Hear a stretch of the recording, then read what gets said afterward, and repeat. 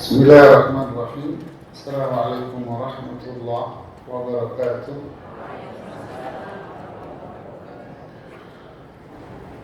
Alhamdulillah ala ihsanih wa syukru ala taufiqihi wa amtinanih. Salatu wassalamu ala rasulillah wa ala alihi wa sahbihi wa man istanna bi sunnatihi ila dini amma ba'd. Alhamdulillah, segala puji hanya milik Allah atas kesempurnaan zatnya, kesempurnaan nama-nama dan sifat-sifatnya, kesempurnaan hukum dan ketentuannya. Segala puji hanya milik Allah atas hidayahnya, karunia-Nya kepada kita semuanya, sehingga kita pun wajib untuk bersyukur kepada Allah atas nikmat hidayah, nikmat iman, sehingga Allah memberikan kepada kita banyak kesempatan untuk berbuat kebaikan. Allah berfirman di dalam Al-Quran, "Fa'idha faraghta fansab." Kalau Anda selesai dari satu pekerjaan, maka lakukanlah pekerjaan yang lain. Maksudnya, jika kita selesai dari satu ibadah, maka jangan berhenti, tapi lakukanlah ibadah yang berikutnya. Begitulah perintah Allah dan tuntunan di dalam syariat Islam. Setelah selesai kita dari Ramadan, maka kita tidak berhenti di kebaikan hanya di bulan Ramadan saja. Tapi setelah itu tetap kita disuruh untuk melakukan ibadah-ibadah yang lainnya kepada Allah, yang sejenis dan yang lainnya, agar kita tetap menjadi hamba Allah yang mulia. Seperti pertanyaan seorang sahabat kepada Rasulullah SAW, "Wahai Rasulullah SAW, tunjukkan pada diriku satu amalan di mana aku tidak akan bertanya lagi kepada siapapun setelahmu."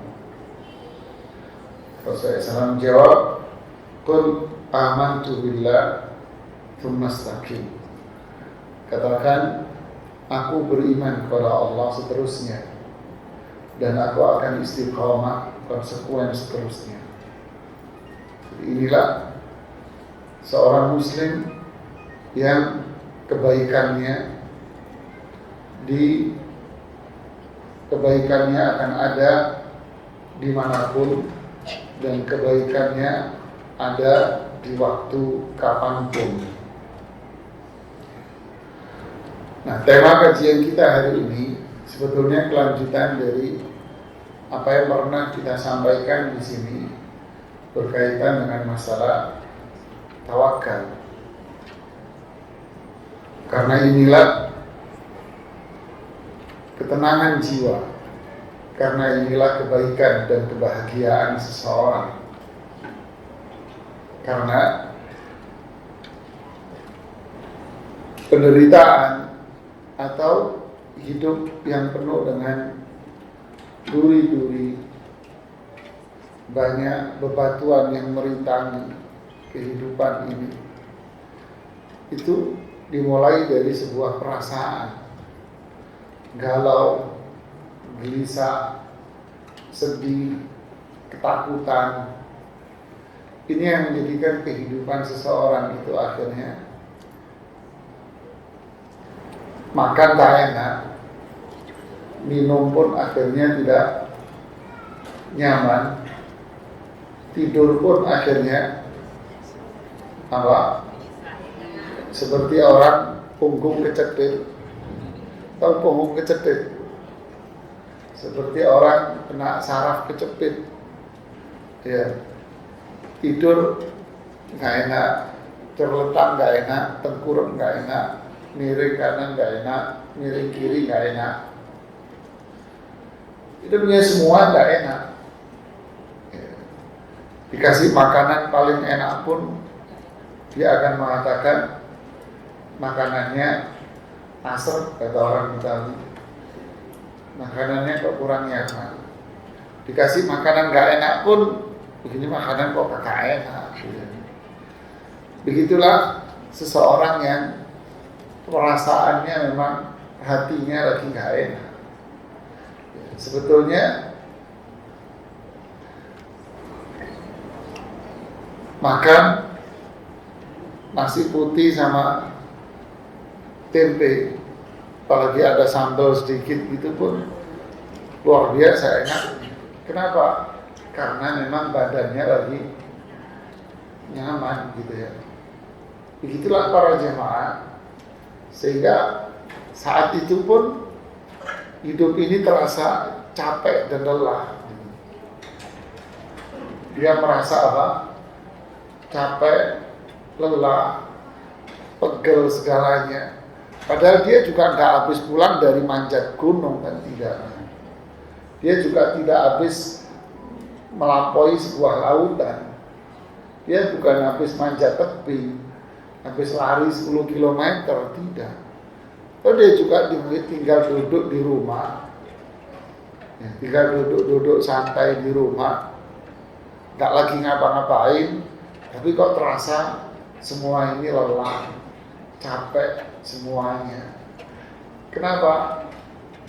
Terlepas dari kondisi fisik ya.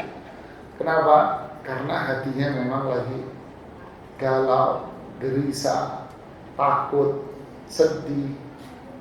Begitulah manusia yang akhirnya punya uang sekeranjang pun terasa tak punya uang. Apalagi nggak punya uang. Sehat pun terasa sakit, apalagi memang sakit. Jadi akhirnya panas pun ngomel, hujan pun akhirnya ngomel gitu ya. Punya suami ganteng pun akhirnya terasa jelek, apalagi suaminya memang jelek gitu ya. Punya istri cantik banget gitu ya, udah tuh sangat cantik ya, terasa di mata dia jelek, apalagi memang istrinya welek. Serba salah akhirnya hidup ini ya kan. Apa yang dicari sebetulnya gitu. Nah, inilah hidup ini akhirnya merasa dirinya ini berada di selokan terus gitu. Padahal dia ini berada di pemandangan dan air yang sangat jernih gitu loh. Dan seterusnya, Rasulullah Shallallahu Alaihi Wasallam yang pernah kita sampaikan di sini dan tak bosan kita mengulanginya, mengajarkan kepada kita doa untuk kita baca setiap hari. Apa itu? Rasulullah mengatakan da'awatul makrub, doa dipanjatkan, dibaca untuk mereka yang lagi galau, gelisah, sedih, takut, ya, apa sajalah istilahnya, dibaca ketika orang itu dalam kondisi yang seperti ini. Apa itu? Allahumma rahmataka arju fala takilni ila nafsi tarfata ain wa aslih li sya'ni kullah la ilaha illa anta. Ini doa baca setiap hari agar galau, gelisah, takut, sedih hilang. Allahumma rahmataka arju fala takilni ila nafsi tarfata ain wa aslih li sya'ni kullah la ilaha illa anta. Ini doa. Ya Allah, rahmat-Mu lah yang aku harapkan. Ini kalau diurai doa ini panjang. Ya Allah, rahmat-Mu lah yang aku harapkan. Fala takilni ila nafsi tarfata ain. Jangan engkau serahkan semua urusan sama diriku, walaupun hanya sekejap. Wa aslih li sya'ni kullah. Perbaikilah semua urusanku untuk diriku. La ilaha illa anta. Tidak ada sesembahan yang benar kecuali engkau. Ini doa yang luar biasa sekali. Sangat mulia, sangat agung doa yang diajarkan oleh Rasulullah SAW kepada kita ini. Ini kalau kalau jantung gitu, aliran darahnya langsung lancar, ya, hatinya langsung lapang ini kalau begini caranya.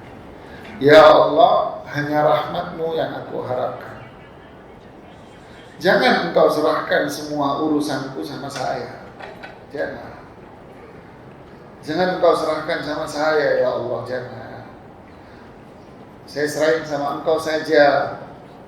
Engkau yang memperbaiki semua urusanku.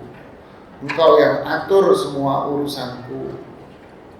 Engkau yang menentukan semua urusanku. Engkau yang milik semua urusanku. Engkau yang mengarahkan semua urusanku. Kenapa? La ilaha illa anta. Karena tidak ada sesembahan yang benar kecuali engkau. Jangan saya yang milih. Jangan saya yang ngatur, jangan. Ya. Engkau aja yang milih. Engkau aja yang ngatur. Engkau yang memperbaiki. Engkau yang menuntun, engkau yang bimbing. Engkau yang semuanya lah. Jangan saya.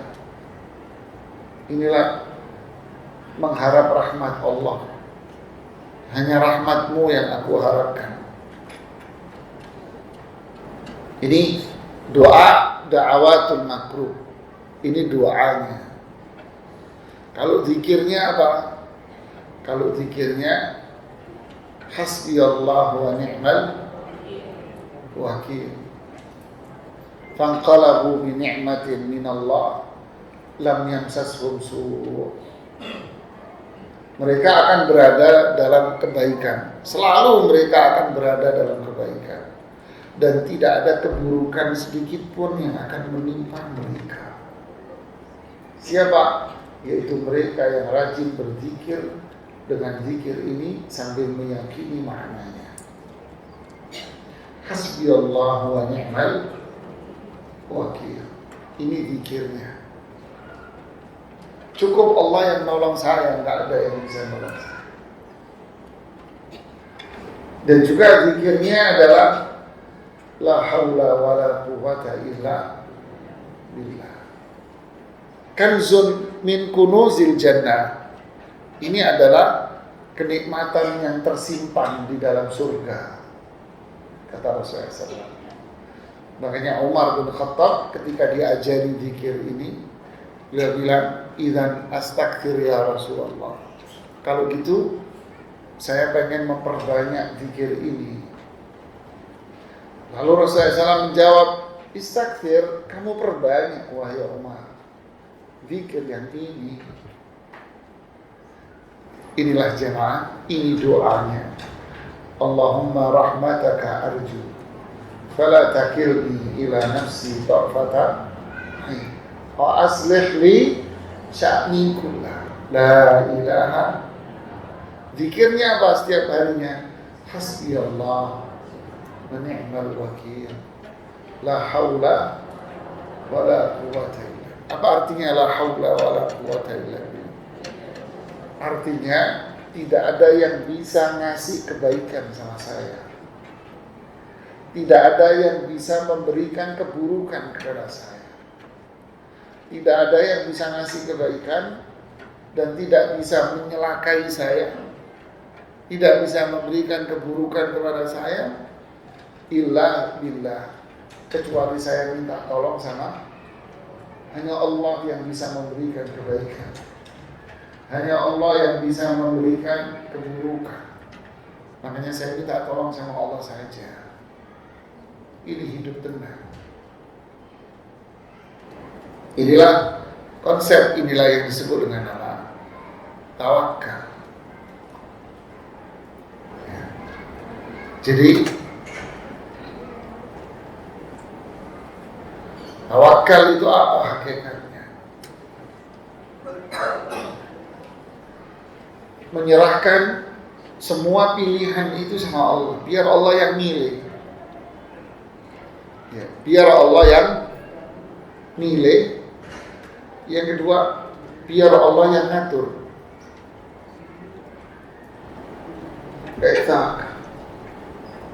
Biar Allah yang milih sudah. Biar Allah yang ngatur semua. Contoh, kita sakit umpamanya, maka kewajiban kita apa? Yang pertama adalah usaha. Kewajiban kita usaha. Apa usaha kalau kita sakit? Cari dokter yang baik, cari dokter yang pintar, gitu kan? Cari rumah sakit yang bagus, itu usaha kita. Kalau ketemu, berobatlah sama dia. Kita harus berobat, minum obatnya yang rajin. Ya. Minum obat yang rajin. Setelah itu apa? Biarkan Allah yang milih. Biar Allah yang ngatur nanti. Biarin Allah. Allah nanti akan memberikan kesembuhan. Atau Allah akan membiarkan saya sakit. Biarkan, biar Allah yang nentuin. Biar Allah yang ngatur, biarin dia. Paham dulu. Ini tenang kita hidup. Ya. Apalagi anak Anda mau kuliah, sekolah. Carilah sekolah yang bagus. Carilah tempat kuliah yang bagus. Kemudian carikan dia teman yang baik. Carikan dia kos-kosan yang bagus. Komunikasi yang rajin dengan anak. Habis itu apa? Serahkan sama Allah. Biar Allah yang ngatur nanti. Usaha saya sudah saya lakukan semua. Biar Allah yang ngatur, biar Allah yang milih nanti. Oh ternyata kuliah anak Anda gagal. Pamannya. Kuliah anak Anda gagal. Ya sudah, berarti itu pilihannya siapa? Allah yang milih. Allah udah ngatur begitu. Udah nggak usah kalian galau. Duh, ini gimana sih kamu itu? Stres kan dah. Anda usaha. Sudahlah, yang penting saya apa? Usaha, dagang, ya bikinlah makanan yang enak, usaha yang enak, sajikan udah. Setelah itu apa? Biar Allah yang ngatur, biar Allah yang milih. Oh ternyata dagangannya sepi, gagal, bangkrut. Ya sudah, berarti itu Allah yang milih. Allah yang milih buat kita. Itu pilihan Allah. Allah pilih untuk Anda, dagangan Anda apa? Rugi. Allah yang ngatur itu buat Anda. Si fulan mau menikah, pengen menikah, nikah. Setelah menikah, ternyata dia mendapatkan suami atau pasangan di luar dari ekspektasi dia. Ya, kenapa Pak ada yang tersenyum? Rupanya beneran ceritanya. Ini sudah berarti apa? Itu pilihan Allah buat Anda. Anda sebelum menikah sudah jadi intelijennya nggak resmi gitu kan ya. Nanya sana, nanya sini, nanya sini. Semua orang mengatakan jempolnya 2, oh keren, bagus. Setelah Anda menikah, ternyata tidak sesuai dengan ekspektasinya. Apa yang terjadi? Kalau Anda tak punya iman seperti ini, hidup Anda akan menderita. Pasti akan menderita Anda. Tapi kalau kita mengatakan, oh ini pilihan Allah buat saya. Ini Allah yang milih. Karena sudah terjadi. Ini Allah yang milih. Ini Allah yang ngatur buat saya. Maka kita mengucapkan apa? Alhamdulillah. Pelong hati kita. Oh ini pilihan Allah, ya sudah. Oh ternyata pernikahannya seumur jagung. Cerai. Jawabannya apa? Ini pilihan Allah. Ini Allah yang milih buat Anda. Ini Allah yang ngatur buat Anda. Maka jawabannya apa? Alhamdulillah. Allah yang ngatur. Ngapain Anda terus stres, galau, gelisah, kesel, jengkel, dongkol? Buat apa? Ini Allah yang ngatur. Inilah tawakal dan inilah iman sama Allah dan iman sama takdir. Gampang apa mudah?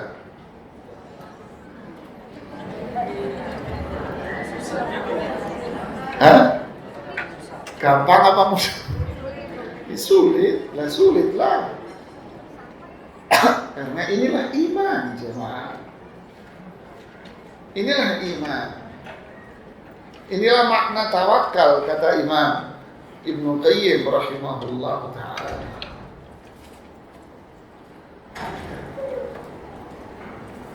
Jadi apa? Serahkan Allah yang, biarkan Allah yang apa? Yang apa? Yang milih, yang ngatur, sudah biar Allah. Kita apa? Usaha, berdoa, sudah serahkan, yakin sama Allah. Kalau terjadi di luar dari ekspektasi kita, di luar dari itu, kayak tadi menikah, oh ternyata usia pernikahannya seusia jagung. Mungkin jagung aja belum numbuh, tapi Anda sudah bubar duluan gitu kan. Ada nggak Bu? Banyak. Sebulan 2 bulan sudah bubar, ya kan? Apa jawabannya? Ya sudah, ini Allah yang milih. Ini Allah yang atur, Allah yang milih. Berat kan? Berat. Tapi kenapa? Ya, ini iman, inilah surga, inilah kebaikan, inilah orang beriman. Dia senyum terus, Bu. Rahmataka arju. Saya cuma berharap rahmatmu aja, kan saya gak berharap apapun. Jangan serahkan urusan ini sama siapa? Sama saya. Jangan. Kalau kita serahin sama saya, stres kita. Loh kok begini? Kan saya berharap begini. Wah kok begini? Kok pernikahannya cuma sebentar? Wah kemarin ngeluarin biaya luar biasa. Kok dan seterusnya. Ya kita bisa mati berdiri, Pak, Bu. Iya kan? Akhirnya banyak anak muda yang kena gula darah, kolesterol naik, jantungan. Hanya kita menderita karena ulah siapa?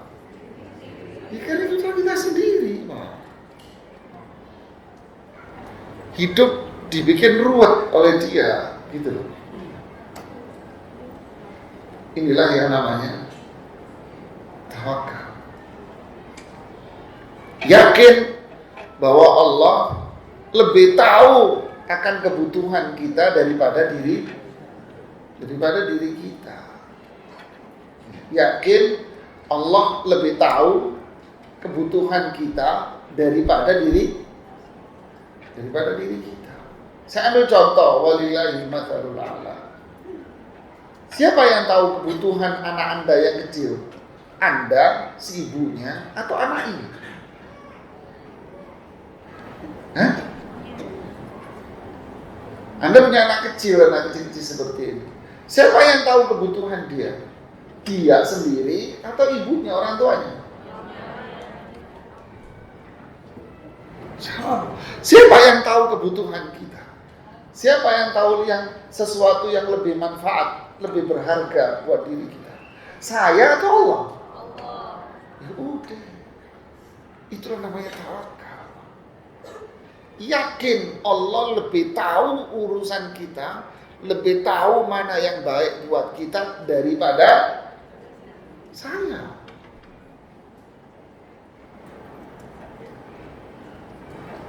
Inilah tawakal.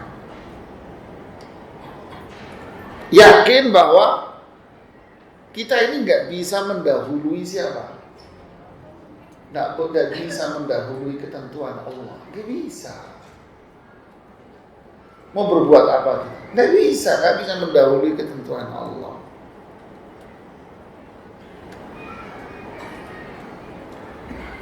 Inilah kesempurnaan tawakal itu. Paham? Ada pulpen di situ. Pulpen. Ada.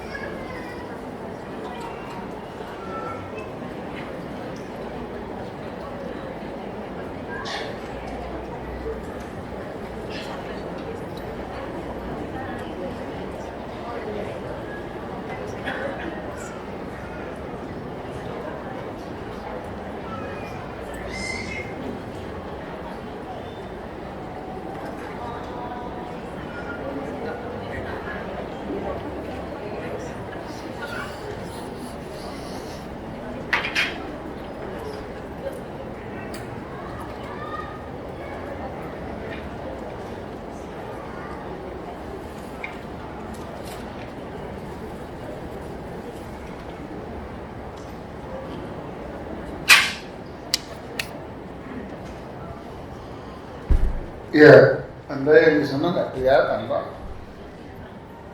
Paham maksudnya? Paham Ibu? Paham ini? Gampang kan?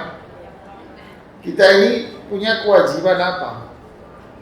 Ibadah, usaha, doa. Habis itu apa? Doa. Kita kasihkan semua.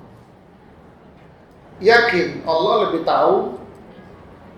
Lebih tahu apa?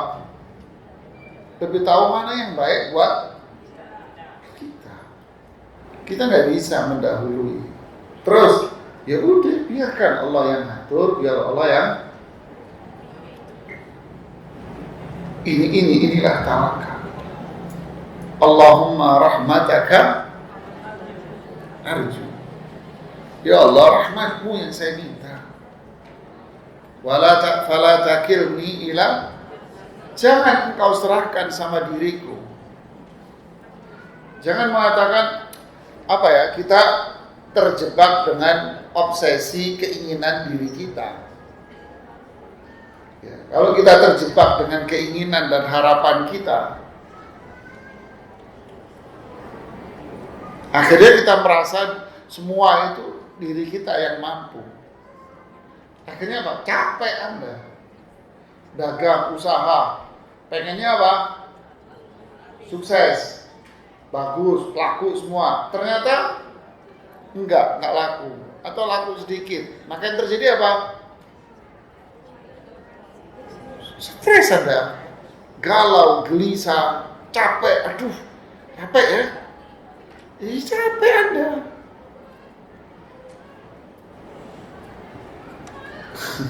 Apa aja dalam kehidupan Anda capek. Kenapa? Karena Anda terobsesi untuk itu gitu loh. Saya pengen sukses, saya pengen ini. Ketika Anda nggak mendapatkan, Anda ngerasa apa? Ya, ngerasa stres, capek. Itu namanya apa? Itu namanya nggak ada kebahagiaan. Hati kita kotor. Keinginan, cita-cita, harapan nggak tercapai. Pegel, kesel, dongkol, jengkel, mangkel, dan seterusnya itu kata-kata itu. Nggak bisa senyum, cebetut, nggak kelar-kelar. Akhirnya besok gula darahnya naik, kolesterol naik, asam urat naik, kurus badan. Mending kan gemuk enak Bu. Ya Mas ya, seger gemuk lihat tentu.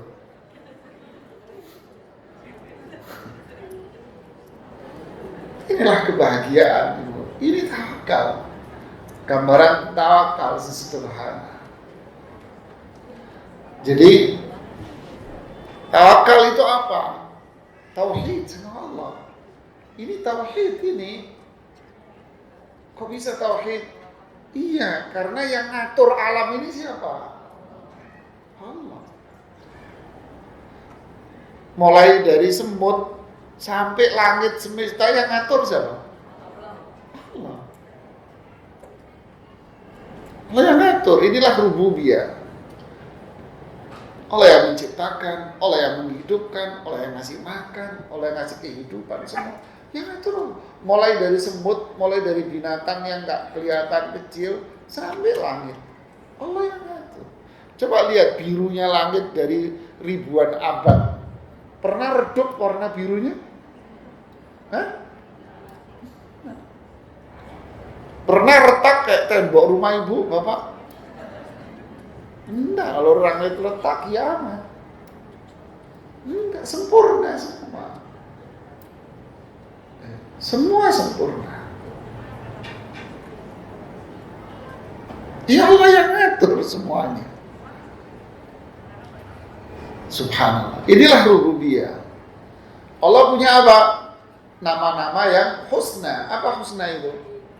Sempurna kebaikannya. Berarti apapun yang Allah tentukan, apapun yang Allah atur, berarti semuanya baik. nggak ada yang buruk, husna, baik. Ini tauhid, harus yakin. Berarti apapun yang Allah berikan kepada saya, baik. Allah lebih tahu apa yang kita butuhkan. Kita punya harapan ini, ternyata gagal. Ya berarti Allah nggak menginginkan itu pada diri Anda. Kenapa yang kamu pusing galau? Akhirnya mati berdiri kita ini. Stres sendiri, seneng yang punya perusahaan rumah sakit itu. Perusahaan rumah sakit kan perusahaan.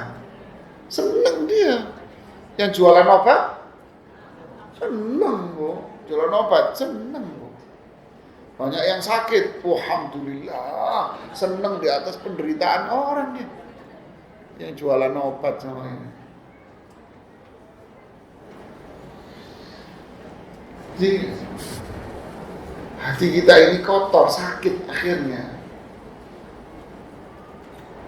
Diinggapi dengan harapan yang tak terpenuhi. Inna lillahi wa inna ilaihi. Jadi apa? Inilah tauhid kita kepada Allah. Yakini Allah itu sempurna segala-galanya. Terus apa itu setelah itu? Jalankan perintah Allah, ibadah. Jalankan perintah Allah, ibadah. Jalankan perintah Rasul sallallahu alaihi wasallam. Jangan maksiat, jangan syirik, jangan bid'ah, jangan. Lakukan perintah Allah. Terus apa berikutnya yang ketiga? Istiqamah, konsekuen. Jujur itu ya konsekuen itu. Terus setelah itu apa? Doa inilah namanya tawakal. Zikir, doa di situ. Terus hati kita sudah, saya serahkan sama Allah. Allah lebih tahu. Saya nggak mampu mendahului. Allah biar Allah yang ngatur, Allah yang ngurusi semuanya. Nah, inilah gambaran konsepnya. Maka hasilnya apa? Dari semua ini jemaah, endingnya apa? Allah cukupi rezekinya. Allah cukupi kebutuhan dia. Allah lapangkan dadanya. Itulah kebahagiaan yang hakiki. Apa dalil-dalilnya? Banyak dalilnya. Di antaranya yang sering kita dengar surat Adz-Dzariyat itu. Ayat 56, 58. Sampai 58. Wa ma khalaqtul jinna wal insa illa liya'budun. Aku tidak menciptakan jin dan manusia kecuali untuk ibadah. Kita tidak disuruh untuk berpikir tentang hasil. Iya kan? Kita tidak disuruh berpikir tentang apa? Hasil. Yang kita disuruh apa? Usaha saja kamu. Jangan mikirin hasil. Usaha aja. Hasilnya gimana? Ini nanti biar Allah yang nentuin. Jangan dipikirin, Mas. Kamu usaha yang baik. Ma uridu minhum min rizqin. Allah bilang apa? Saya enggak butuh dari kamu dunia rezeki. Saya enggak butuh dari kamu anyuti'imun, kalian ngasih makan saya. Enggak. Artinya apa? Jangan mikirin kesejahteraanmu. Kamu jangan mikir hidupmu bakal sejahtera, nasibmu jadi baik atau enggak. Jangan dipikirin. Innallaha huwa razzaqu dzul quwwatil matin. Allah yang ngasih rezeki. Allah yang punya kekuatan. Artinya apa? Allah kalau berkehendak, kalian gak akan bisa nolak. Jadi kewajiban kita usaha, ibadah. Berarti kerja itu ibadah. Nanti hasil dari pekerjaan saya, usaha saya bagaimana? Ya bukan urusan lo. Yang penting saya apa? Usaha sebaik mungkin, dagang ya dagang sebaik mungkin, ibadah, berdoa. Gimana nantinya? Ya saya minta sama Allah. Semoga buah apel tak berubah jadi jengkol. Iya kan? Kalau perlu bau ketek jadi bau wangi gitu. Iya kan? Artinya yang buruk berubah jadi baik. Yang baik jangan berubah jadi apel, jangan berubah jadi jengkol. Jangan. Kok jengkol lebih enak Ustaz? Kata orang Padang. Kata orang Padang sama Betawi. Orang Jawa, amit.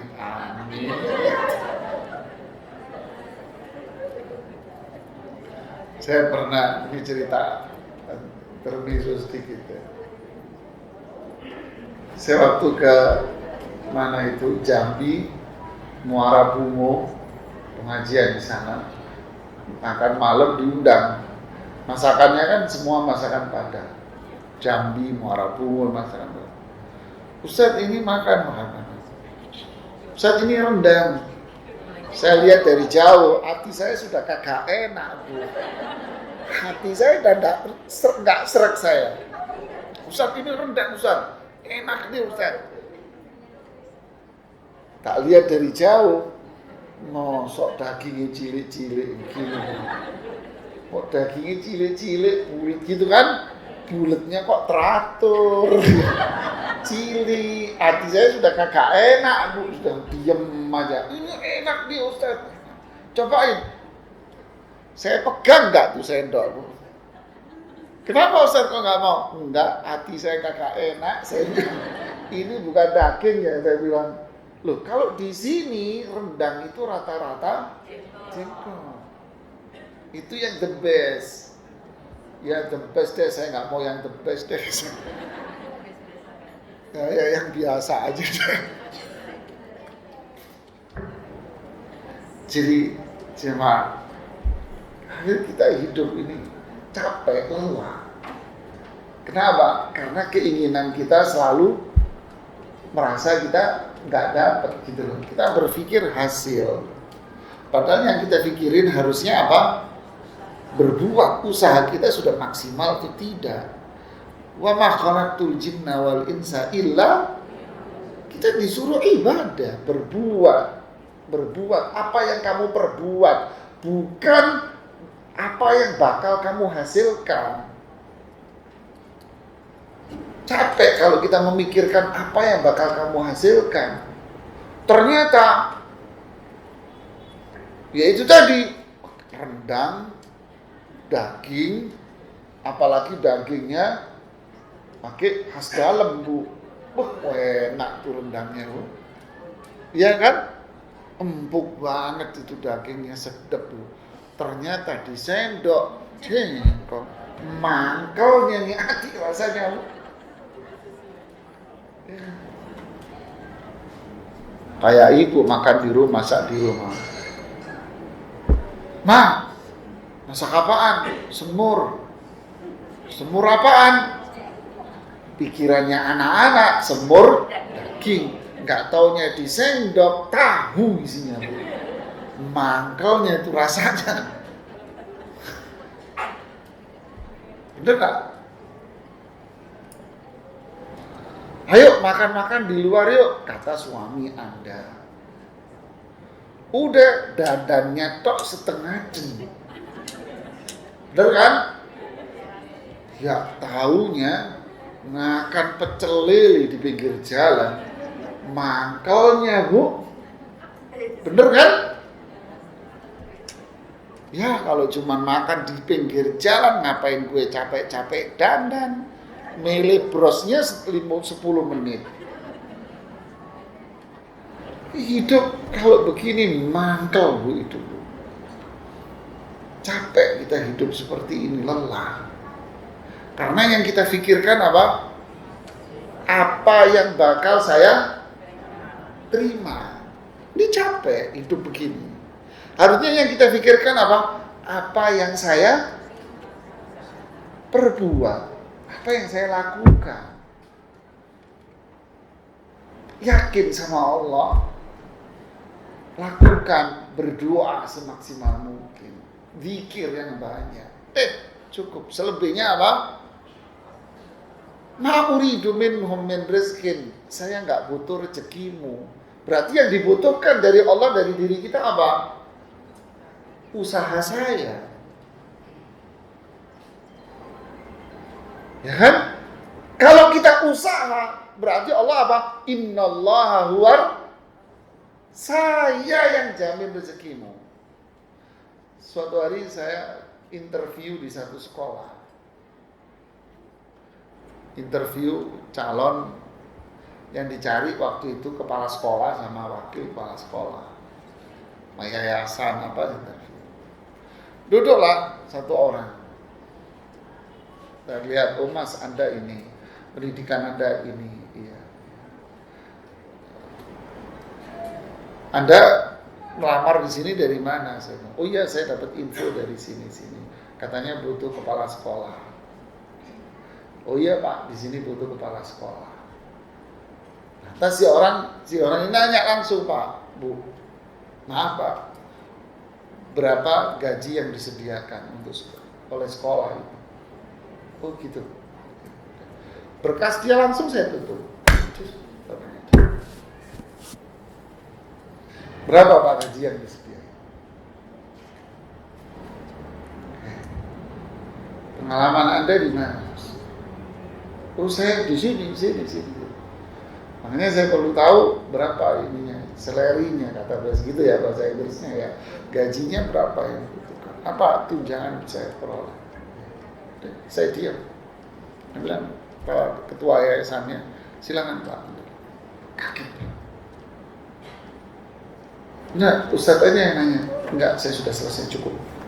Kaget. Udah cukup? Cukup. Kata yang lamar, cukup? Enggak ada pertanyaan? Enggak. Silakan pulang. Pulang ya. Keluar, Ustaz ada apa?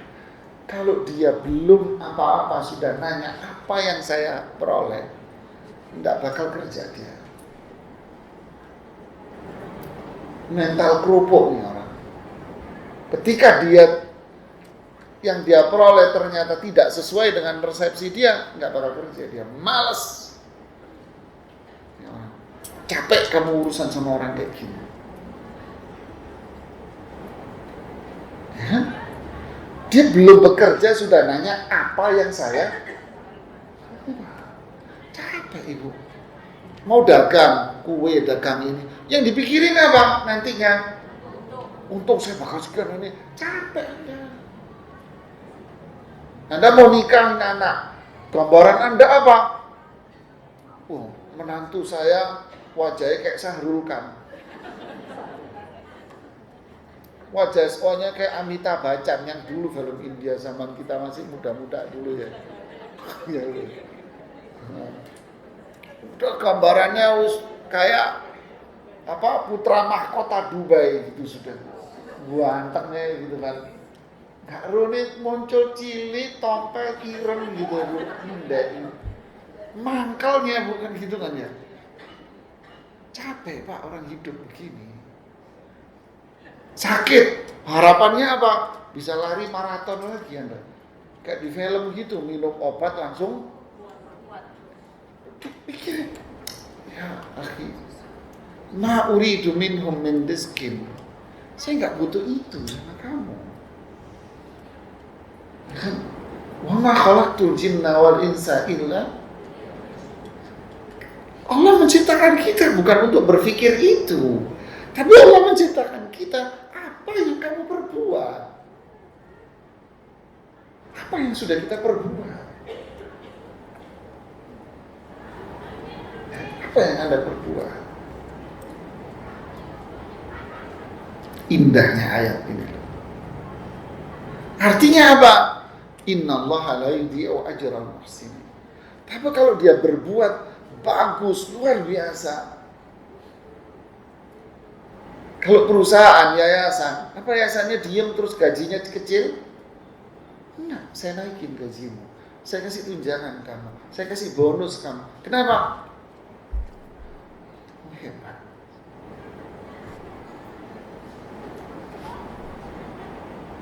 Kamu hebat.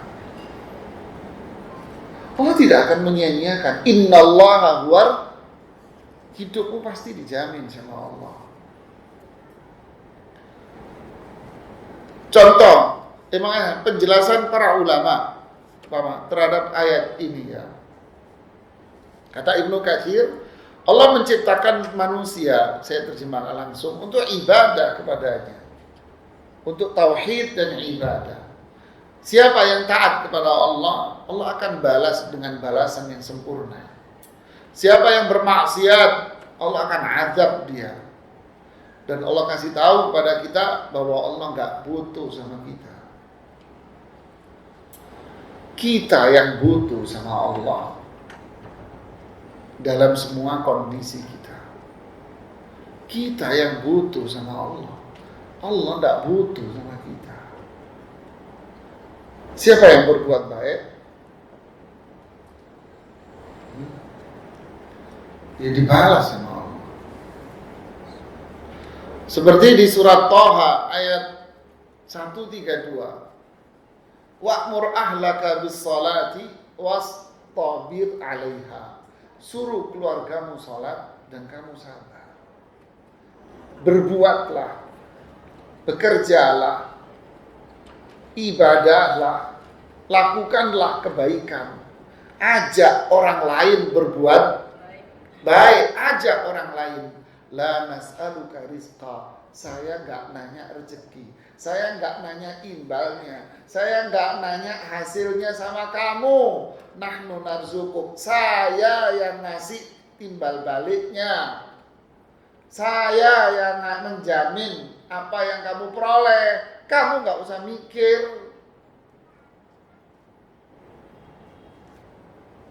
Ini firman Allah. Kata Ibnu Katsir apa? La nas'aluka rizqa.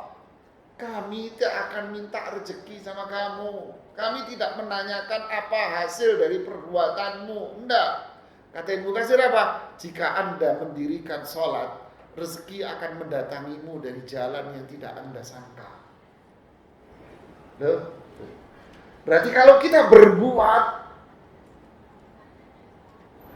rezeki akan datang kepada kita tanpa Anda nanya.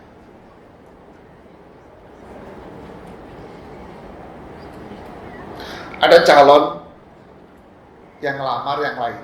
Ini cerita kelanjutan yang tadi. Nanya sekolahnya, pendidikan, pengalaman. Saya pancing dia.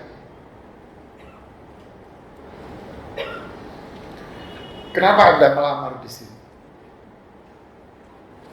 Kenapa Anda melamar di sekolah ini?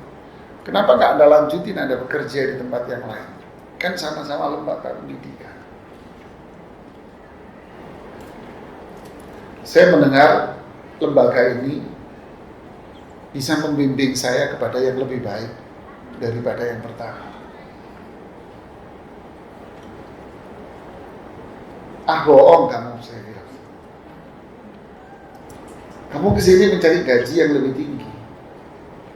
Ya semua orang punya harapan, Pak. Tapi apakah harapan itu? Kalau saya ingin memberikan yang terbaik. Masalah dunia pasti akan ikut. Saya bilang, ini yang baik. Saya lanjutkan pertanyaannya nanti. Ini baru nih orang. Ya kan? La nas'aluka rizqa, kata Allah. Saya nggak akan nanya kepada Anda apa hasil dari apa yang kamu perbuat. Enggak. Tapi saya yang ngasih hasilnya. Saya yang ngasih. Kewajiban kamu adalah apa? Kerjakan sholat. Kerjakan perintah Allah dan Rasulnya. Jangan maksiat. Berusahalah. Berpikirlah positif sama Allah. Yakinlah sama Allah. Nanti saya yang ngasih kepada kamu.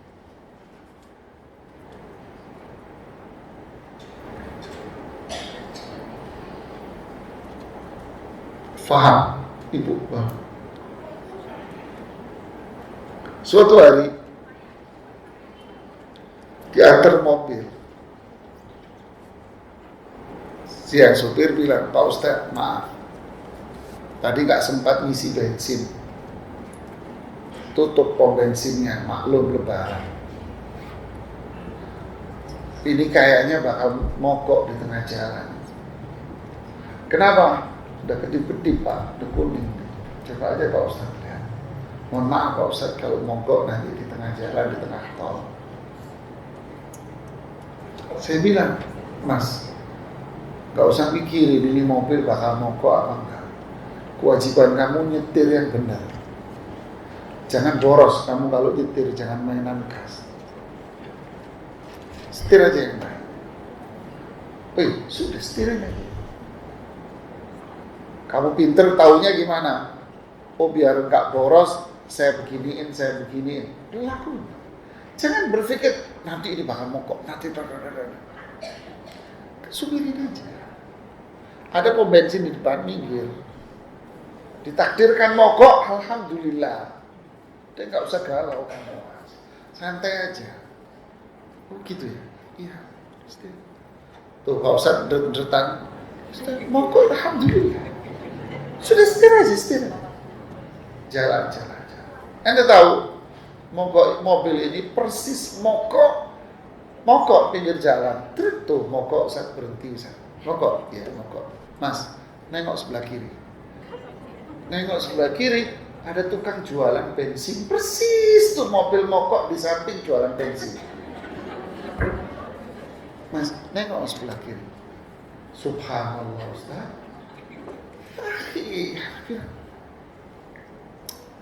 Allah. Inilah hidup. Dipikir ruwet. Kewajiban kita apa?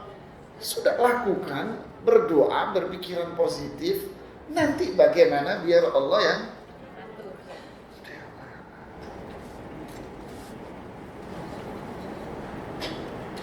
akhirnya tuh sopir sepanjang jalan ketawa sendiri deh. Inilah hidup. Inilah hidup.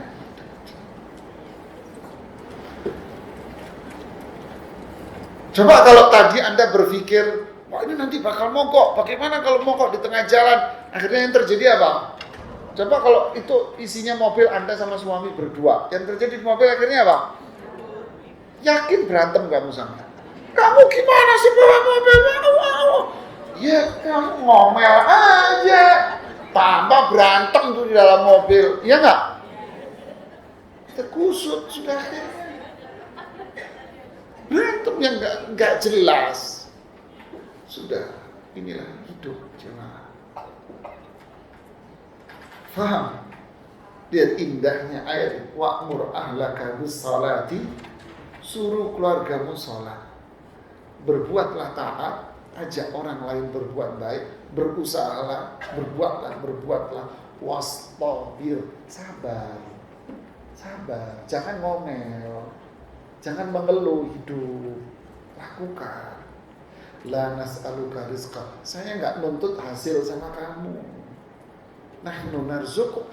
Hasilnya saya yang ngasih, saya yang jamin.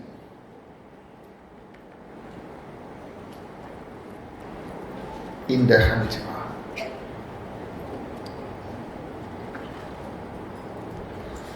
Allahu Akbar. Rasulullah SAW pernah bersabda di hadis riwayat Imam Tirmidzi, "Man kanatil akhiratu hamma, ja'alallahu ghinahu fi qalbi." Siapa yang menjadikan akhirat itu keinginan dia, maka Allah akan berikan kecukupan, kekayaan dalam hatinya. Wa jama'a lahu samlah, dan Allah jadikan semua urusan-urusan dia yang banyak itu Allah jadikan satu. Jadi gampang semua. Wa atathu dunya wa hiya raghimah, dunia itu datang sedangkan dia enggak mau. Tanpa Anda sangka. Siapa yang menjadikan akhirat keinginannya? Artinya apa? Iman, dia berharap Allahumma rahmataka, saya hanya mengharap rahmat Allah. Nanti bagaimana hasilnya? Bagaimana jikalau seandainya apabila nek menawa kata orang Jawa. Bagaimana nanti? Udah saya nggak mikir. Semua Allah akhirat sudah.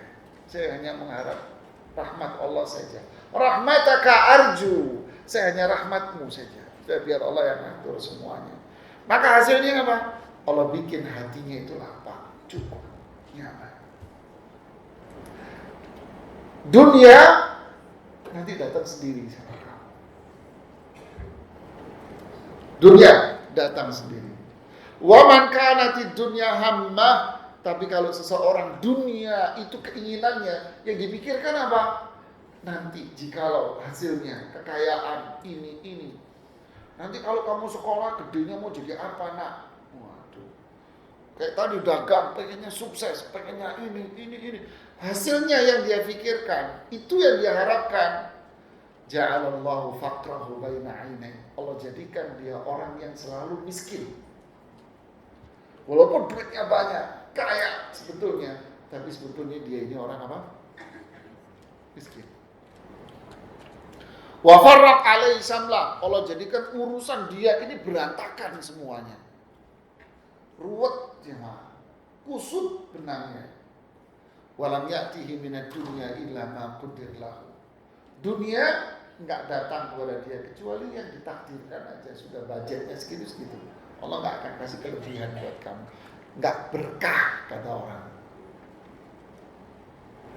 Ruwet jemaah.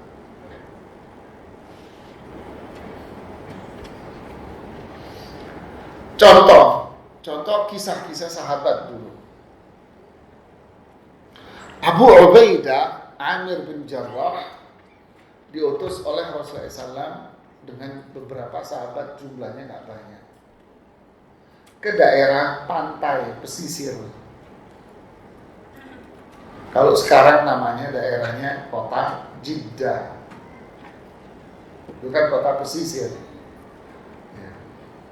Diutus ke sana untuk apa? Menjaga wilayah dari serangan musuh. Kalau ada musuh-musuh yang masih berada di situ. Oke. Dari Madinah ke Jeddah dekat apa jauh? Jauh. Kalau Anda naik bus aja itu bisa 6 jam loh. Ya enggak? Jauh. Ini jalan kaki, naik kuda, naik onta. Lamanya kayak apa tuh? Ya 10 hari. Berarti butuh makanan berapa banyak? Wah, ibu-ibu pergi sehari aja bawanya 2 keranjang. Sehari kayak seminggu bawa makanan, mak-mak. Saya pernah itu umroh, Bu. Naik Saudi Airlines. Dari pesawat udah mulai naik. Taunya ada ibu-ibu bawa gorengan, Pak. Sekresek, Pak. Bawa gorengan sekresek. Di pagi-pagi yang satu lagi bawa. Innalillahi wa inna ilaihi raji'un. Ini takut mati kelaparan atau apa ini? Oke lah. Apa bekal yang diberikan oleh Rasulullah SAW kepada mereka? Kurma. Hanya berapa bungkus? Kurma. Jadi makan setiap harinya apa? Kurma sama air. Sudah. Enggak ada nasi uduk, enggak ada rendang, enggak ada gulai, enggak ada opor, enggak ada, Bu. Nasi goreng udah enggak ada, Pak. Sudah. Kurma, nasi sama air putih. Al-aswadan. Istilahnya al-aswadan. Kira-kira sampai di tujuan masih ada nggak? Nggak? Habis. Terus makan apa? Mikir nggak sahabat? Mikir? Wah, nanti gimana? Jikalau apabila seandainya nanti bagaimana? Nah, mikir. Kok bisa? Yang nyuruh saya untuk pergi ke sana siapa? Allah, dan kewajiban saya apa? Sami'na. Bagaimana saya di sana bukan urusan. Bagaimana perjalanan saya ke sana bukan urusan. Jalan mereka nyampe di sana habis makanan. Kelaparan, lapar. Wastabir, sabar. Jangan ngeluh, sabar dulu. Ini ujian namanya. Lapar, kurus sahabat. Kelaparan. Akhirnya apa yang terjadi? Allah kasih makanan. Apa itu? Ikan yang hidupnya di dasar lautan. Ukurannya segede rumah tuh ikannya. Gede luar biasa. Allah keluarkan dari perut lautan. Allah bikin terdampar. Abu Ubaidah mengatakan apa? Kami berhari-hari makan ikan itu. Hingga tiba kami pulang, badan kami semua gemuk-gemuk. Dan ikan ini dagingnya masih tersisa banyak sekali. Akhirnya kami siapkan beberapa ekor onta untuk mengambil apa? Sisa dagingnya. Dan Allah jadikan daging ikan itu tidak busuk berhari-hari. Sampai tiba di Madinah, diceritakan sama Abu Ubaidah kepada Rasulullah SAW, beliau senyum. Selesai cerita panjang lebar, Rasulullah SAW bilang apa? Masih ada, saya mau dong dibagi. Oh ada ya Rasulullah. Allah bikin tidak busuk daging. Jadi kan gak bikin. Sahabat yang tinggal di Makkah disuruh oleh Allah untuk apa? Hijrah ke Madinah. Ada keluarga di sana? Tidak ada, beda suku. Orang Jawa disuruh hijrah ke Sumatera. Ada keluarga? Ya kakak ada lah, beda suku saya. Siapa di sana? Nggak ada siapa-siapa. Kenal? Nggak ada kenal. Punya rumah? Nggak punya. Ada tempat penginapan? Nggak ada. Usaha kamu? Beda. Orang Madinah petani, orang Makkah pedagang. Orang Padang disuruh tinggal di Wonosobo, nggak bisa hidup. Orang Wonosobo ngapain? Petani. Yang ada adalah jadi tengkulak dia di sana. Ya. Mau dagang apa saya di sana? Itu petani, saya pedagang. Saya jualan.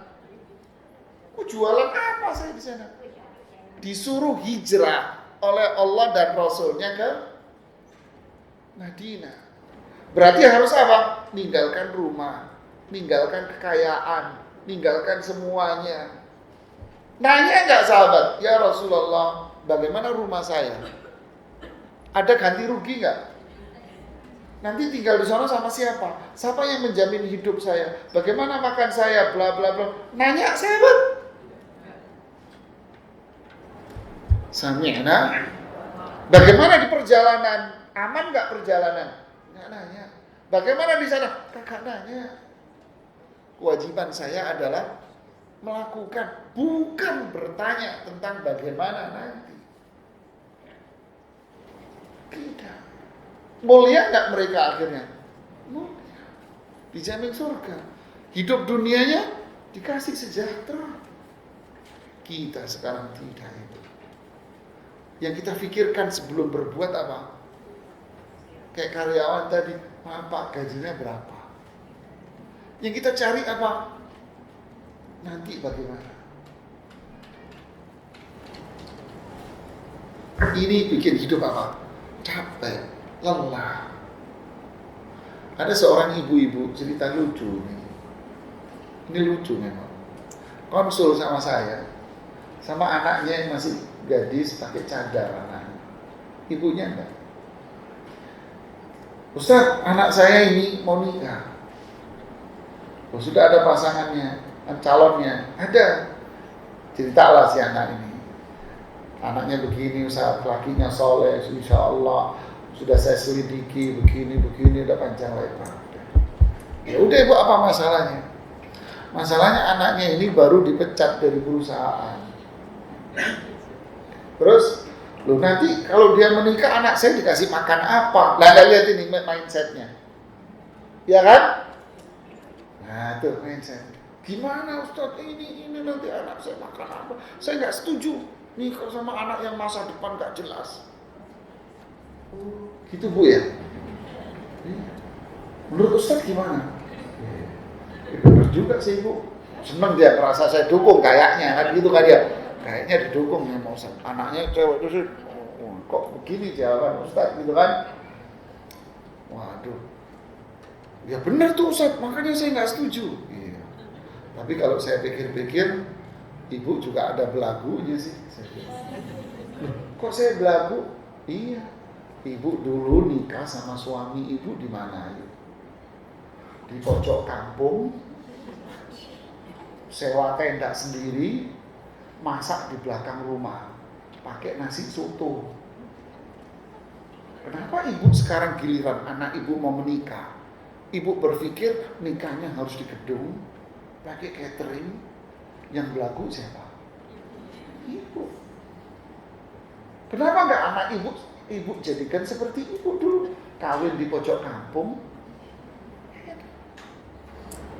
Mau makan, ada tukang ketoprak, gado-gado, lontong sayur, sewa sama gerobak-gerobaknya, paling 1 juta. Oh minum, panggil tuh tukang cincau, sak gerobaknya 500.000 paling. Udah ya, bener juga Ustaz ya. Iya, saya bercanda, karena Ibu ini serius nangkepnya. Apa sewa tukang cincau bener saya nggak tahu. Inilah orang menderita begini. Jadi indahnya inilah tawakal.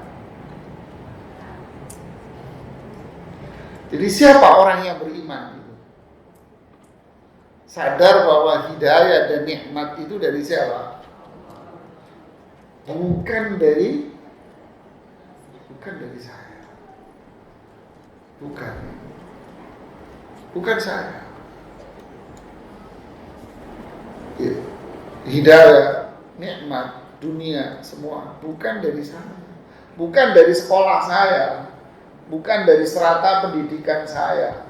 Bukan kepintaran saya. Bukan. Jadi semua dari siapa?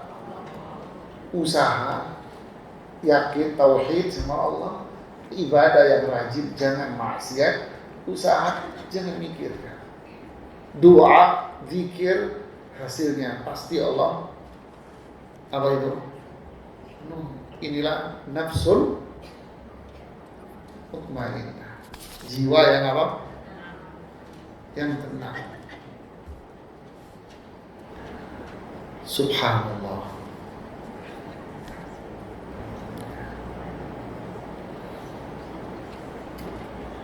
Jadi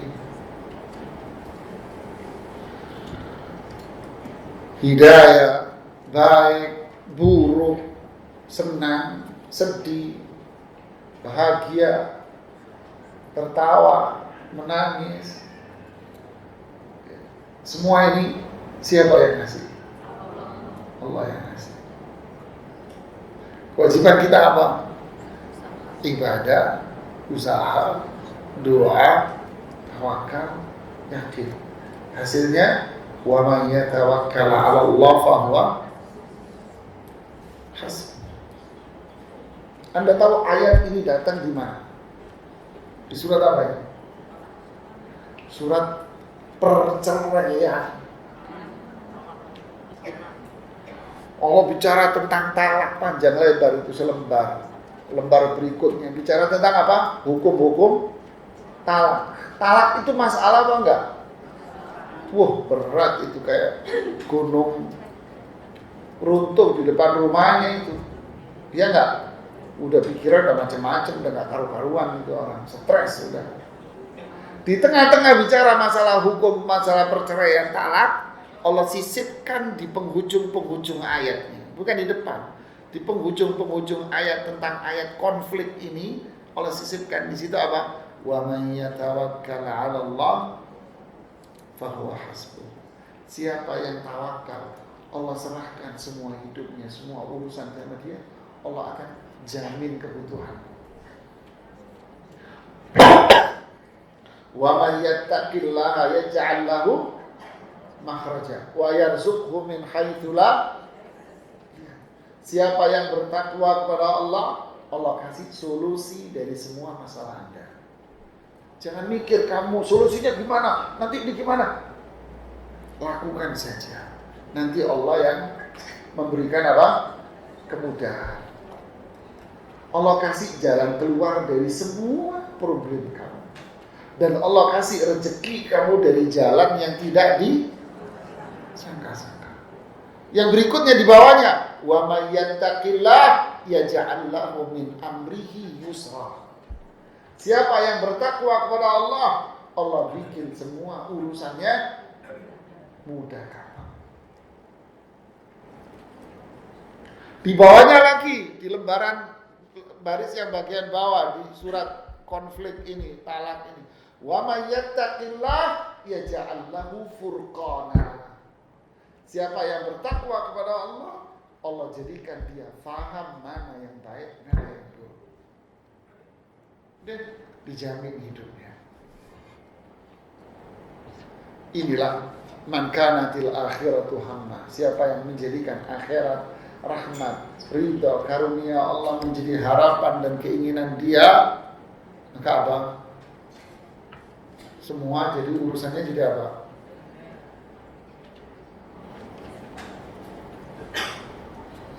Ada ungkapan yang menarik dari Imam Ibnu Qayyim. Dia bilang begini, banyak orang bertawakal, tetapi mereka tertipu dengan tawakalnya. Dia merasa sudah tawakal dengan sebenarnya, padahal dia tertipu. Yaitu dia bertawakal atas perkara yang kecil, tetapi semua energi tawakalnya tercurah di sana. Padahal itu bisa diperoleh dengan sedikit usaha. Dan mengosongkan hatinya untuk tawakal dengan menambah keimanan, ilmu, dan menolong agama ini. Inilah tawakal yang lemah. Contoh, seperti seseorang yang mengerahkan tawakalnya dan doanya untuk penyakit yang diobati dengan sesuatu yang sederhana, atau lapar yang dihilangkan dengan setengah roti, atau setengah dirham, dan meninggalkan konsentrasinya untuk menolong agama, menghapus bid'ah, menambah iman, dan kemaslahatan kaum muslimin. Faham? Yakin gak paham? Maksudnya, banyak orang itu tawakal atas sesuatu yang sederhana. Contoh, sakit. Ini tawakal memang, tapi itu bentuk tawakal yang sakit. Dia tawakal deh sama Allah, nanti Allah yang nyembuhin. Padahal ini tawakal yang kecil. Loh, maksudnya kecil apa? Loh, Anda bisa ke dokter, iya kan? Anda ke dokter, cari dokter yang bagus, kasih obat, minum, udah enak, mending. Ini tawakal yang, tapi seolah-olah hidupnya semua untuk ini, Pak. Ya, hidupnya semua untuk ini, Pak. Capek hari-harinya untuk ini toh. Lapar, udah tawakal sama Allah, nanti Allah yang ngasih rezeki, nanti Allah kasih makan. Akhirnya hidupnya semua habis 40 tahun, 50 tahun untuk ini. Padahal lapar cukup Anda minum setengah roti dong, sepotong roti kenyang. Loh, kok capek Anda hidup buat di sini gitu loh.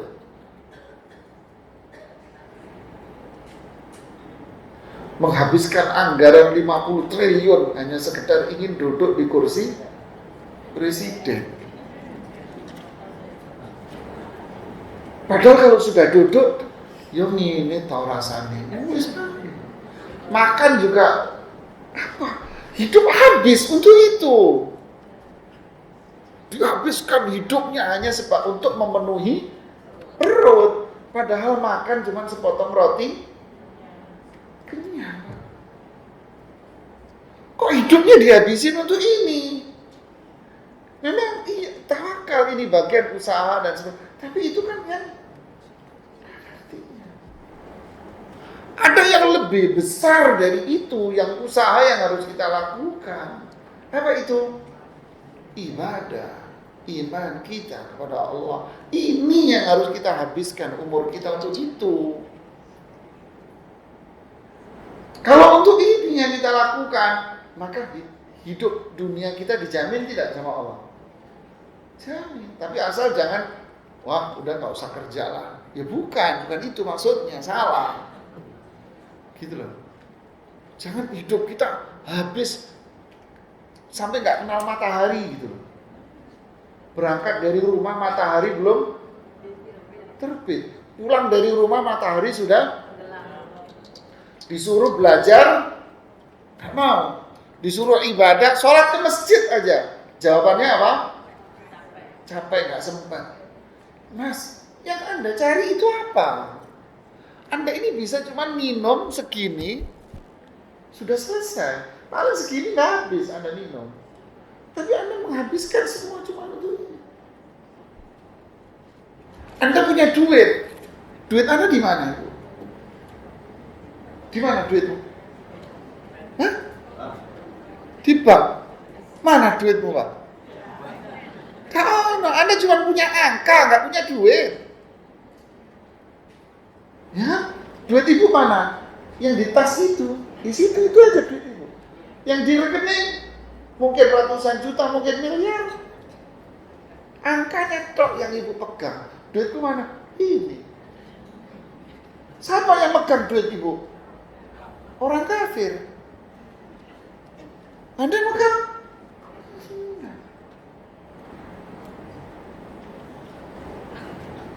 Coba pikirin ibu. Lantas yang kita miliki apa? Yang kita miliki ini mau makan pakai duit ini. Sosok bu, Mas Yan bu. Masih kelebihan. Karena kita cuma minum segini sudah selesai. Makan sepotong juga sudah. Terus kenapa hidup kita habis untuk tawakal dengan bentuk ini dunia ini? Paham tidak? Karena kata Ibnu Qayyim, ini orang bahlul. Tahu istilah bahlul, Pak? Bahlul ini di kampung Arab yang pakai. Bodoh maksudnya. Bodoh. Ini istilah orang kan di kampung Arab. Bahlul maksudnya. Orang jahil. Harusnya tawakal kita, yaitu usaha kita. Bentuknya apa? Ibadah dong. Ini yang paling besar porsinya. Porsinya itu yang paling besar. Sholat masjid. Rapat, tinggalin rapat, Pak. Meeting, tinggal meeting. Sholat, Pak. Ibadah waktunya. Oh, waktu sedekah. Ketaatan, taat, Pak. Begitu. Ini porsi kita harus sebesar untuk ibadah ketaatan. Inilah namanya usaha dan tawakal. Di situ Allah akan memberikan jaminan kepada kita untuk kebahagiaannya. Paham? Jadi tawakal itu usaha. Kalau disebut tawakal berarti apa? Tauhid, ibadah. Bukan habis waktu kita untuk cari dunia. Bukan. Itu tawakal yang receh itu. Yang pasti dikasih, jangan khawatir. Wah, ketek aja dikasih pisang kok. Tahu ketek kan, Bu? Monyet. Dikasih pisang, Pak, dikasih. Wah, monyet milih pisangnya pisang yang bagus-bagus. Nggak mungkin pisang batu tuh dikasih, nggak bakal mau dia tuh. Nggak mau Anda kasih pisang batu, nggak mau. Tapi Allah kasih nggak di rezekinya? Orang kafir, Bu, Abu Jahal, Qarun, Iblis, Fir'aun, dikasih nggak sama Allah dunia?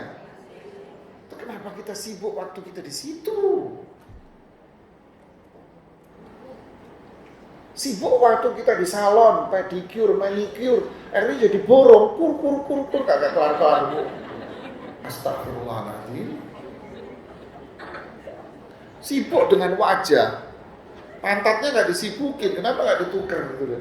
Cewek sibuk di sini nih tok yang disibukin. Area, bener nggak? Ini aja yang ditakutin perempuan ini. Dia tidak takut sama inilah manusia yang salah dalam memaknai tawakal, kata Ibnu Qayyim rahimahullah. Kita yang selama ini seperti ini. Jadi bukan ini tawakal. Tawakal itu kita sibukkan untuk belajar tauhid, bertauhid kepada Allah, ibadah, jangan maksiat, jangan syirik, jangan bid'ah, jangan belajar. Ini yang porsi paling besar. Selain itu apa? Ya usaha. Nah, inilah hakikat yang sebenarnya. Kalau tawakal yang salah, berarti tawakal salah itu apa? Nggak mau ibadah sama Allah, syirik, banyak bid'ahnya, banyak maksiatnya. Ya berarti Anda nggak tawakal dong. Walaupun Anda jadi pekerja yang gigih, yang kuat, bukan.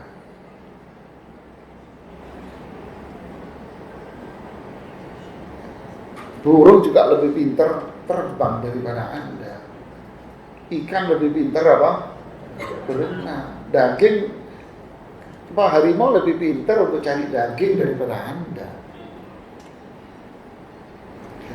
Gajah lebih banyak makan sayuran, lalapan daripada Anda. Badannya gede, sehat bu. Ikan teri juga sehat tuh badannya. Iya. Kenapa kita tawakal, kita usaha, kita sibuk di situ gitu. Harusnya usaha tawakal itu ya untuk menambah iman, amal soleh, ibadah kita. Di samping urusan yang berikutnya baru apa? Dunianya akan Allah berikan kemudahan. Subhanallah. Inilah hidup yang bahagia, tenang, konsep para ulama kita semua. Ya, ini yang bisa saya sampaikan. Semoga manfaat buat saya dan kita semuanya. Silakan kalau ada yang mau bertanya. Ini udah banyak ini dari nggak tahu dari mana aja ini. Bagaimana sikap istri saat menghadapi kondisi suami yang sedang terkena PHK? Nah, berarti ini apa? Inilah ketentuan yang Allah berikan kepada Anda. Tidak ada pekerjaan. Ya sudah, ini ketentuan yang Allah berikan kepada Anda. Berarti apa? Usahalah. Oh, Masya Allah. Oh iya.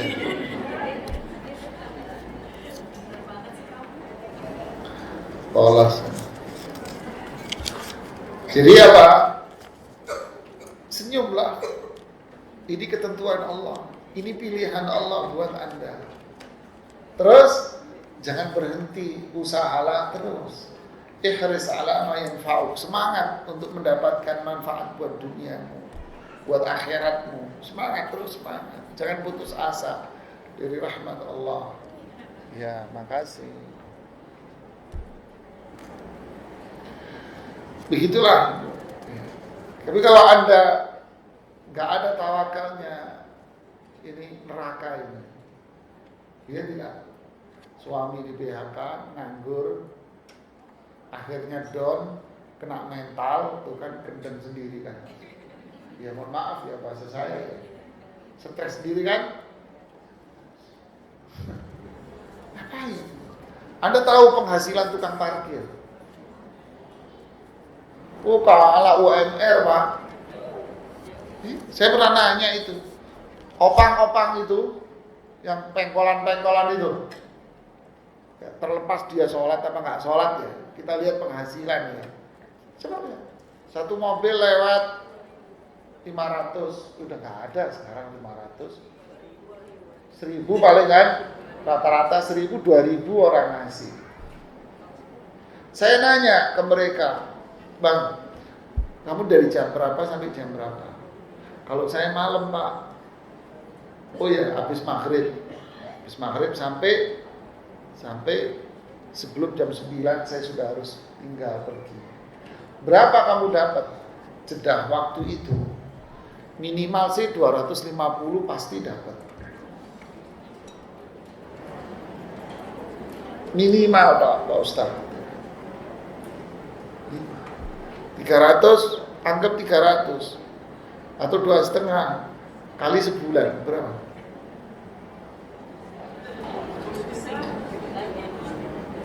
Kalau 100.000 aja 3 juta.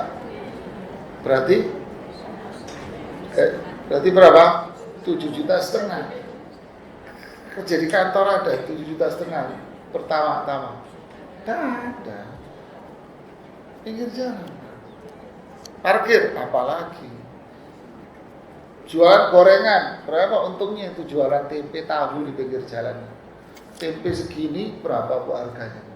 Dipotong tipis-tipis, kasih tahu, kasih ini, Anda goreng. Dijual berapa? Coba Anda hitung-hitungan kalkulasi di rumah. Untungnya berapa? 100% bu. Lebih 100%.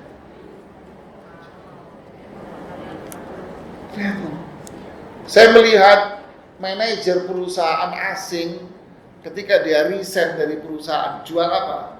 Jual kue bu di pinggir jalan. Bahkan dia jual kue ke anak buahnya di perusahaan. Nggak malu mas? Malu apa? Kan Ustadz yang ngajarin tadi. Justru penghasilannya malah lebih apa? Cuman kita ini itu tadi gengsi, setan yang muncul, gengsi, sombong dan sebagainya. La haula wala quwata illa billah. Doa, ya tentu doa ada adab-adabnya. Ya, memuji Allah, bersolawat kepada Rasul sallallahu alaihi wasallam, kemudian meminta, menutup doa dengan memuji Allah, salawat sama Rasul sallallahu alaihi wasallam, mencari waktu-waktu yang apa? Mustajab. Setelah ibadah, doa dan sebagainya, bagaimana mengetahui bahwa itu adalah jawaban atau tidak? Ngapain Anda pikirin? Ini lagi mikirin. Dipikir lagi kita ngomong panjang lebar. Apa tandanya kalau doa ibadah kita dikabulkan? Oh itu, kok dipikirin, lakuin aja. Kata Umar bin Khattab, yang saya pikirkan adalah apakah saya berdoa. Bukan yang saya pikirkan apakah doa saya dikabulkan. Bukan. Kenapa? Karena Allah janji, ud'uni, berarti nggak usah mikirin dikabulkan atau apa sih, jangan. Yang pikirin apa? Sudah doa belum? Sudah ibadah belum? Sudah zikir belum? Fadhkuruni azkurkum, zikir sama saya nanti saya ingat. Masalahnya zikir saya diterima apa enggak ya? Loh, kamu sudah zikir belum? Kok malah nanya? Gitu. Apa tandanya kalau diterima? Tandanya Anda rajin, sudah cukup. Rajinnya kita bahwa itulah tanda Allah sayang sama kita. Ada orang yang jauh dari ibadah. Apakah yang dia dapatkan adalah ketentuan Allah? Loh iya pak, orang kafir dibikin kaya sama Allah. Iblis doa, ya Allah bikin aku nggak mati-mati. Bikin aku matinya nanti aja di hari kiamat. Ya kan doanya kan gitu kan? Dikabulkan nggak doanya sama Allah? Qarun doa, minta harta, dikasih nggak sama Allah? Abu Jahal doa, dikasih nggak sama Allah? Berarti Allah ngasih sama kita dunia. Apakah itu tanda Allah sayang sama iblis? Tidak. Pedagang hewan kurban itu melakukan penggemukan sapi dan kambing dari kapan? Dari sebelum Ramadan, iya kan? Dilakukan penggemukan itu sapi, apalagi Australia. Wah, sapinya kandang khusus, kandangnya sempit, dikasih AC, dipiniin, dipijet dan sebagainya, sampai gemuk. Buat apa, Bu? Mau diapain, Pak? Digorok, Pak. Digemukin untuk digorok. Hati-hati. Jangan-jangan Allah ngasih kita dunia untuk apa? Untuk ngadab kita.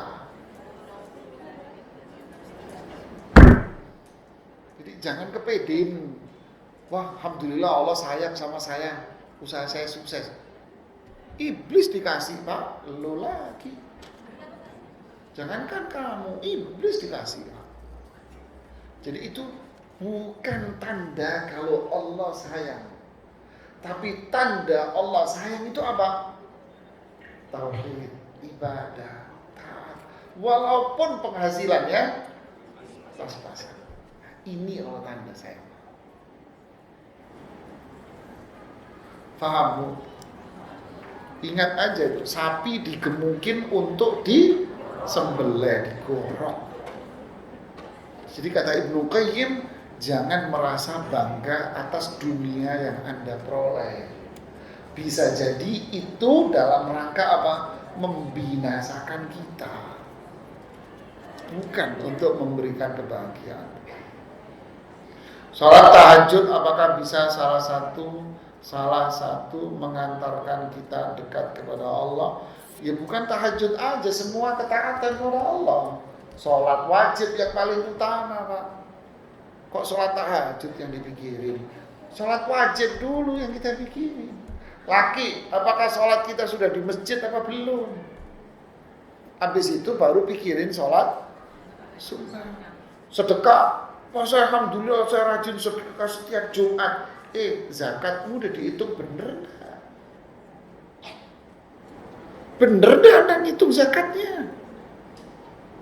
Tahu nggak cara ngitung zakat? Nggak tahu sih. Nah kemarin bayar zakat gimana? Kira-kira. Kata orang Jawa Timur, gundulmu mas. Wah enak. Loh Anda sibuk sedekah Jumat, zakat Anda nggak dihitung. Coba pikirin Pak. Ya itu tadi, sibuk dengan yang kecil, melupakan yang saya rajin doa sama Allah, tapi syirik. Gimana sih Pak? Enggak, saya mau ingin tahajud, sholat wajibnya di masjid lah.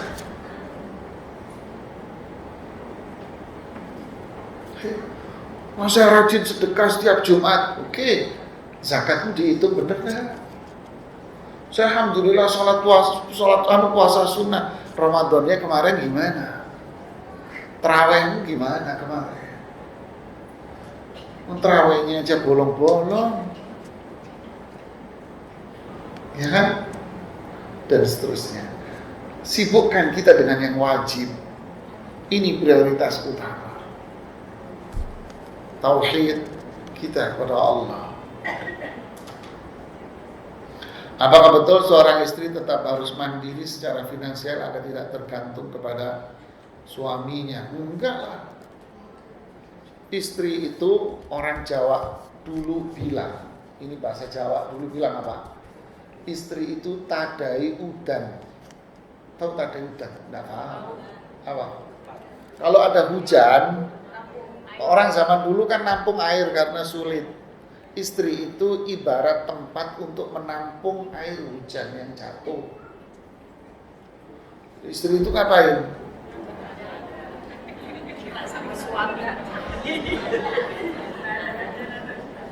Jadi istri tugasnya apa? Ngabisin duit. Jadi yang tugas nyari duit siapa? Suami. Terus ngapain kamu kerja? Nyiksa diri aja. Ya suamimu yang kerja. Saya hobi masak buat tambah-tambahan. Salah? Enggak, silakan. Tapi yang penopang utama siapa? Suamimu. Tapi kalau Anda hobi masak ingin buat tambah-tambahan, buat penghasilan, silakan. Tapi tidak merusak kewajiban utama Anda. Dikasih enak, minta ampelak. Daging enak, ampelak penyakitnya banyak.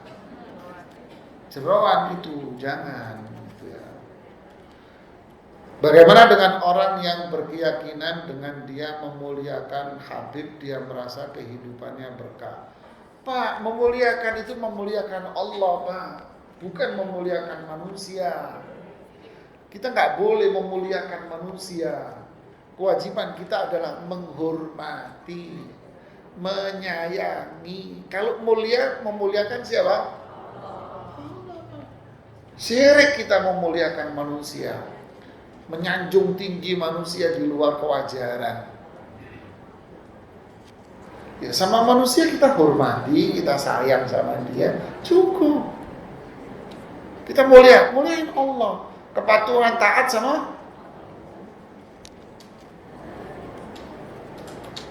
Kalau kita sudah sampaikan wasiat sama ponakan, kalau saya meninggal jangan ditahlilin, tapi dia tidak mau terima ucapan itu, ya enggak apa-apa. Yang penting ibu sudah menyampaikan nasihat gitu. Sudah selesai kewajiban Anda gugur. Tapi kalau wasiatnya ini salah, Anda ngomong wasiatnya begini. Yang benar apa? Yang benar gini. Panggil ponakannya, ngomong gini. Nah, ibu ada uang. Nanti sebagian dari uang ibu buat kamu. Wah ya, seneng kan, senyum kan? Nomor 2 apa? Nanti kalau ibu meninggal jangan ditahlilin. Siap. Gitu.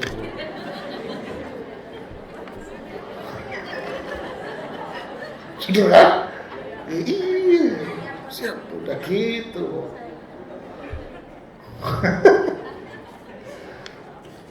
Tapi kalau dia nggak kerjain, ya bukan urusan Anda lagi, urusan apa? Berapa tahun yang lalu anak ingin kuliah di negeri jurusan inilah, padahal tidak bisa diterima, mencoba lagi tahun kedua, berkal bimbel setahun ini tidak diterima lagi. Akhirnya sebagai orang tua hanya mengarahkan untuk belajar di ma'had, meskipun dengan berhati bahwa putri saya tetap menjalankan sampai sekarang tahun ketiga dan seterusnya. Inilah Allah yang nentuin. Kita berusaha sedemikian rupa. Sama anak saya laki lulus pesantren. Bi, aku nggak mau masuk kuliah yang berbasis agama, diniyah, syariah. Aku nggak mau. Saya bilang, oh ya. Terus mau mana anak? Aku mau kuliah umum. Daftar, silakan. Kamu daftar kemana? Aku mau daftar ke UGM. Daftar. Ambil jurusan apa? Kedokteran. Daftar. Daftar apa? Ini, jurusan yang elit-elit. Daftar. Daftar. Tes. Antrin, ayo tak antrin. Saya antrin ke Jogja. Semua daftar kedokteran, Bu, gak nanggung, Bu. Daftar kedokteran. Yang minornya ngambil sipil dia. Udah ngambil daftar. Ditolak semua, gak diterima. Gak diterima. Alhamdulillah. Ya sudah, nak, semua ketentuan Allah. Terus mau kemana lagi kamu? Aku daftar di UI, Bi. Sana. Mau daftar apa? Kali ini kamu ngambil jurusan IPS aja. Ekonomi bisnis. Monggo daftar. Daftar di UI, Pak. Ini jurusan ini. Kagak diterima semuanya. Ini cerita nyata anak saya itu. Tapi aku mau daftar di swasta. Daftar di swasta. Udah daftar.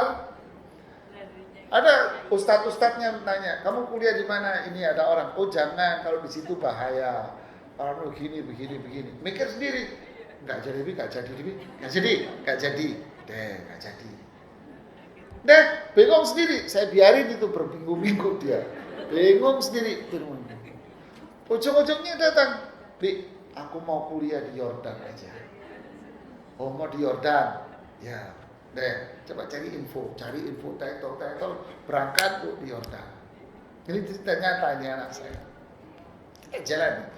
Yang penting kita kontrol, kita awasi kan gitu kan. Deh, kuliahlah di Yordan. Sampai 1 semester, Bi nggak betah gitu. Inilah kehidupan, Pak. Inilah hidup gitu loh. Nggak betah Bi. Nggak betah. Terus maunya apa? Mau pulang Bi. Ya udah. Terus nggak pulang mau kemana? Aku mau sekolah di Madinah aja deh. Di Madinah? Ya, gimana caranya? Ini Abi yang ngurusin kalau yang ini. Udah kuliah. Sekarang di mana? Sekarang kuliah sekolah di mana? Di Masjid Nabawi. Inilah hidup Ibu. Nanti gimana? Apakah dia bakal betah di sono terus sampai selesai? Kita berdoa aja sama Allah. Ya semoga dia betah, semoga selesai sampai kelar dan sebagainya gitu kan. Inilah hidup. Terus ngapain bikin punya?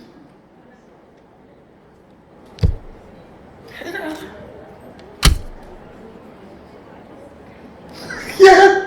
Jadi kita arahkan, kita jaga nggak sampai dia berada di tempat maksiat, dosa apa. Kita serahkan sama Allah. Maksa, bencana, bara. Ya, sejumin aja. Ini biayanya banyak, duit bukan urusanmu. Yang ngasih duit siapa? Dia ke Yordan mahal, bukan urusanmu nak, saya bilang. Bi itu mata uangnya dinar loh, Bi. 1 dinar 22.000. 1 dinar. Makan telur sama tempe orek 5 dinar. Cepet naik haji kalau kita dagang gitu. 5 kali 22 berarti berapa seporsi? 110. Isinya apa? Tempe sama telur 1. Itu belum minum loh Bu ya. Minum berapa nak? Minum bisa 1-2 dinar Bu. Belum jajan biskuit 2 dinar. 2 dinar. Larangi uripe di sana. Bukan urusan Anda. Urusan siapa? Nggak usah dipikir duit. Mikir besi tua dipikirin. Ya. Inilah hidup, bikin senyum. Ya, tapi kita berjalan sesuai dengan apa? Apa yang kita mampu. Dari kita merasa mampu, selebihnya serahkan sama. Misalkan kita ditakdirkan meninggal husnul khatimah, amin, Allahumma amin. Tapi keluarga yang ditinggal adakan tahlil, ini dan sebagainya. Ya, itu bukan urusan Anda, urusan siapa? Mereka. Ya ini yang bisa saya sampaikan, saya sudah kelewatan batas waktu yang diizinkan. Mohon maaf ya, sudah diketok-ketok tadi. Ini yang bisa saya sampaikan. Mohon maaf jika kelebihan dari waktunya. Subhanakallahumma wa bihamdika asyhadu an la ilaha illa anta astaghfiruka wa atubu ilaik. Assalamualaikum